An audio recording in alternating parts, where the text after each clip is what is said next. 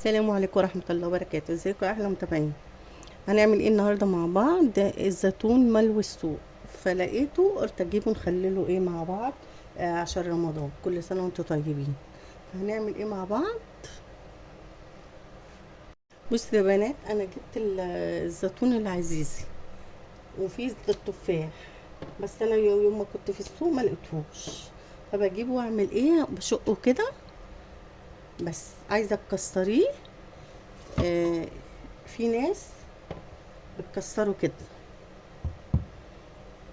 بإيد حديد بأي حاجة، لو عايزة تعملي كده حاجة بسيطة بس. فأنا هشقه، مش هعمل كده. خلاص يا بنات، شقة صغيرة كده بس، مع بعض كده شقة صغيرة.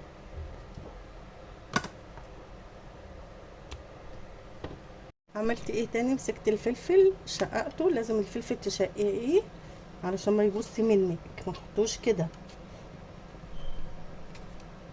عشان يتملح حلو. بس كده. هعمل ايه تاني؟ عندي جزر، وعندي جزر مفروم،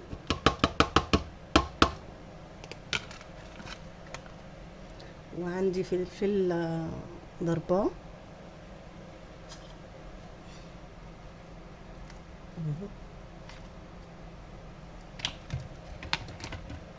وعندي شوية ليمون مقطعاهم، وعندي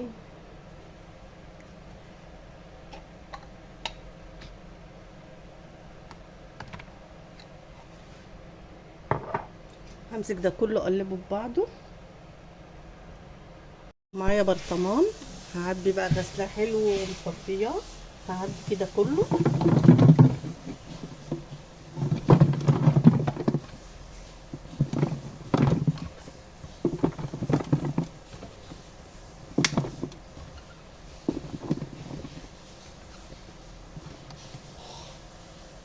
معايا ايه يا بنات؟ معايا ميه، واحط لها معلقه هريسه شطه، وهنحط ايه على لتر الميه، لتر 6 معالق ملح.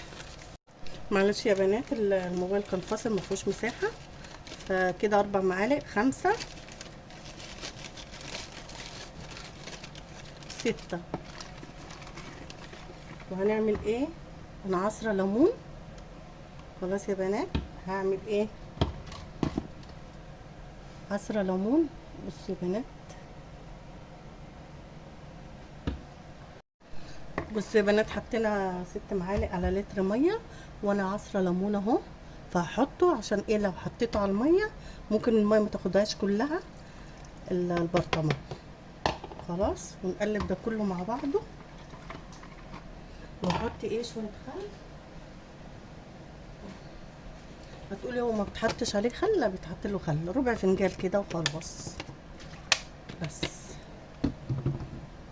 بس ونقلب ده كله في قلب بعض.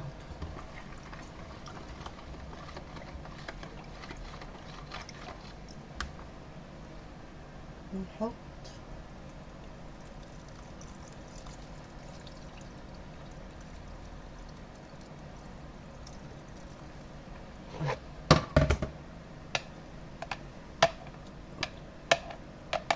هجيب شويه كده، انا سلقه ليمون، هجيب شويه ميه ليمون.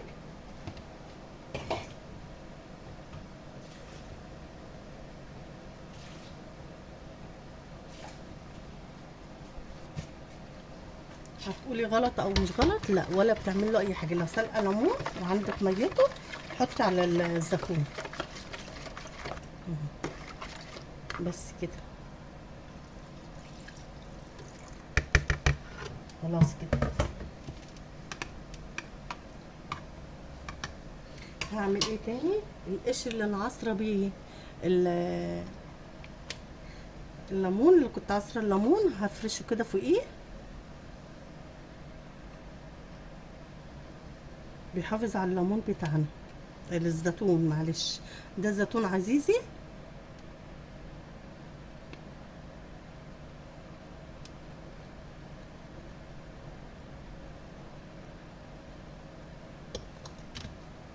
خلاص يا بنات، هعمل ايه تاني؟ هروح حاطه حبه زيت صغيره بس على الوش، وقافله ده حلو قوي.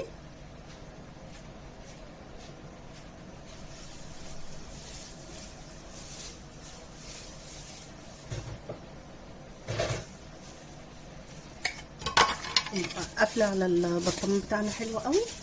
وده هنفتح عليه بعد 3 شهور على رمضان ان شاء الله. ده كله هيشفي وهو زي الفل كده اهو. واروح قافله عليه، وهتاكلي احلى زيتون بيتي تحفه بجد.